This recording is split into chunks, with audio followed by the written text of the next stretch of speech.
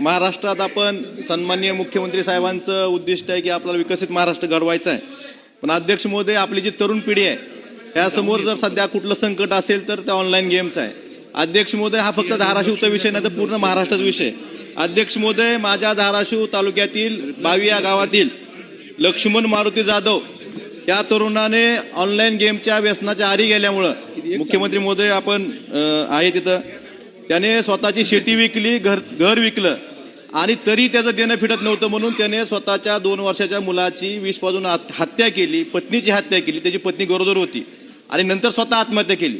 अध्यक्ष महोदय, आपण महाराष्ट्रात हा फक्त आमच्या धाराशिवमध्ये असेल किंवा महाराष्ट्रात प्रत्येक ठिकाणी ऑनलाईन गेमच्या आहारी जाऊन तरुण खूप आहारी गेलेले आहेत आणि आत्महत्या करतायत, शेती विकावी लागते त्यांच्या पालकांना।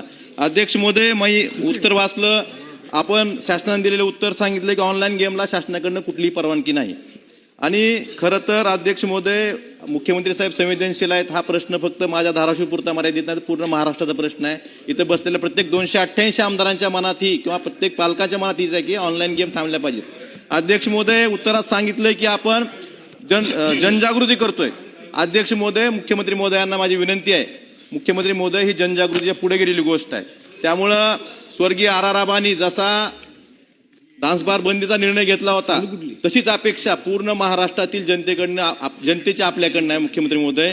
त्यामुळं आपण आपल्या उत्तरात सांगितलं की आम्ही केंद्राला विनंती करतोय की कायदा करावा, परंतु जसं तेलंगणामध्ये बंदी आहे तसा कायदा आपण करावा आणि महाराष्ट्रातल्या प्रत्येक जिल्ह्यातल्या प्रत्येक पालकाची जी इच्छा आहे ऑनलाईन गेमच्या आहारी जाऊन त्यांची शेती विकावी लागती, रोज तरुण आत्महत्या करतोय।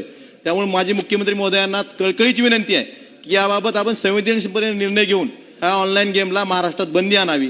धन्यवाद।